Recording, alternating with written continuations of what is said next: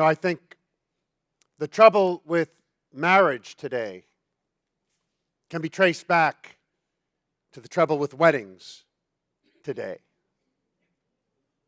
We live in a culture that says that the wedding is all about the bride. We hear that all the time. And there was a time when we used to believe that. There was a time when that was true. The wedding was all about the bride because marriage was all about the wife. It was the wife's responsibility to keep the family together, to keep the husband happy. And so everything we did reflected that. I was the Catholic party of an ecumenical wedding years ago. I was a Methodist minister. And the wedding was in her church. She was a female minister. And we had a meeting with the couple. It was kind of a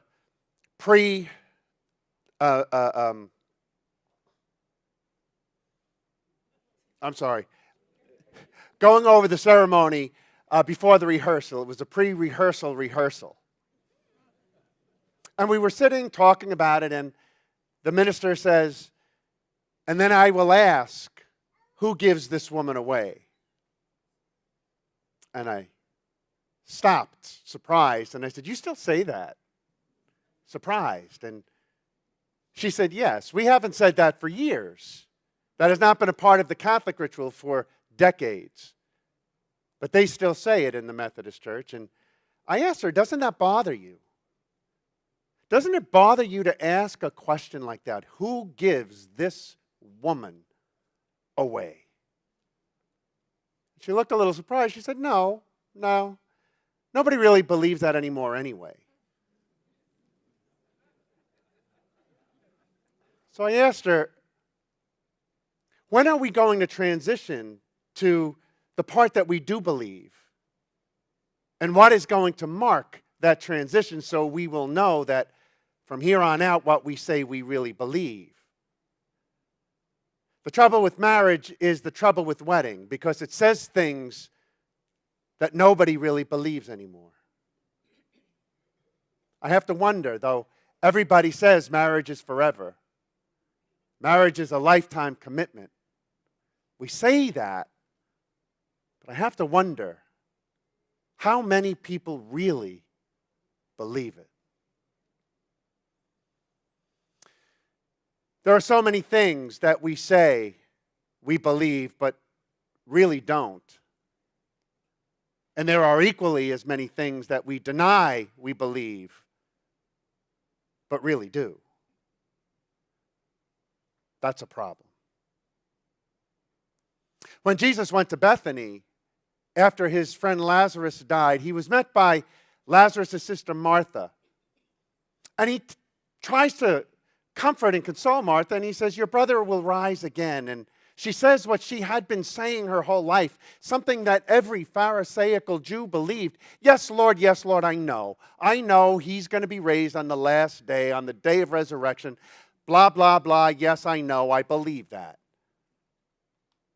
And then Jesus says to her, "I am the resurrection and the life. I have life within me that I can give even to your brother in the grave." Do you believe that? He forces Martha to think seriously about what she really believes, because it matters. What we believe matters. And when Jesus called Lazarus from the grave, he came out wrapped in the cloth, the burial cloth. And Jesus had him unwrapped. And he lived a life fuller than he has ever lived before. There are so many things that we say we believe, but I wonder if we really do. And there are things that we deny, and I wonder if we believe those too. Bethany was a place about 2 miles from Jerusalem, the same distance that a leper colony had to be from the city. So some scholars believe that Bethany actually was a leper colony. Jesus healed some lepers in Bethany. Bethany is a name that means house of the poor. So we have this idea, this image of Mary, Martha, and Lazarus as being very, very poor. Living outside the city, the only place they could really afford to. And throughout their lives, everybody would tell them what it is to be poor. This is what it means to have nothing. This is what it means to have to beg for a living. This is what it means to live on the outskirts of town. This is what it means to not be a part of the life of your people. And though they may have denied everything, there's a part that believed it. We have the same thing. We have everybody, so many voices in this country that will try and tell us, so many voices in our lives that will try and tell us who we are, how high we can aspire to, who will try and tell us what we are capable of doing and what we are incapable of doing. They will try and tell us every single sin and fault that we have, and we may defend ourselves and deny it, but there is a part of us that believes it. There is a part of us that believes every hateful word that has ever been spoken of us. There is a part of us that believes every word that ever told us that we will never be good enough. We will never change. We will never change our society. There's a part of us, though we deny it, there is a part of us that believes it. And for everything that we believe, it's like a burial cloth wrapped around us until we find that we can hardly move at all. To all of this, the voice of Jesus rings out. Come out of there.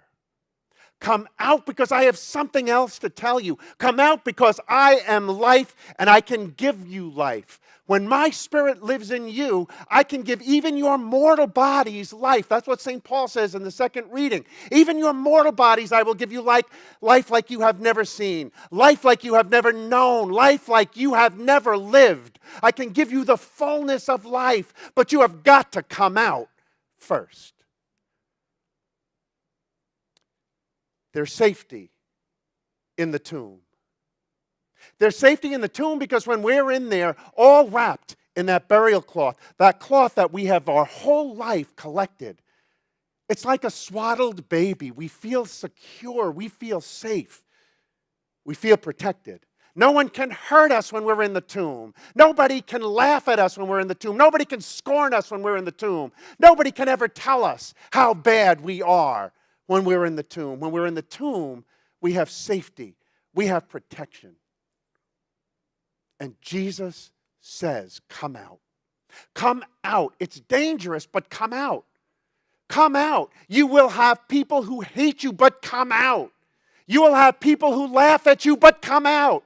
You will have people who will still tell you what you can and cannot do, but come out. Come out of everything that has ever put you in that tomb. Come out of everything that has ever stopped you from living your life fully. Come out of everything that holds you back from the grace of God that I want to give you. Come out. Today is the third and final scrutiny for those who are seeking the fullness of life. That new life in Christ, the Spirit of Christ dwelling within them, the fullness. This is the third and final scrutiny, deep dive into our lives. And it is the hardest because it forces us to ask ourselves the question that is so difficult. Do you believe this? Jesus says that you have been forgiven. We say we believe it, but do you believe it? Jesus says that you are holy. We say we believe it, but do you? Jesus says that you can live a life that is full, that is rich, that is joyful. We say we believe that, but do we believe it? It is the deep dive when we ask ourselves, do we believe everything that we profess to believe? And also, do we believe any of the things that we deny? Do we believe what other people will tell us about our own abilities? Do we believe what other people will tell us about what we are able to do, or who we are, or where we ought to go? Do we believe any of that?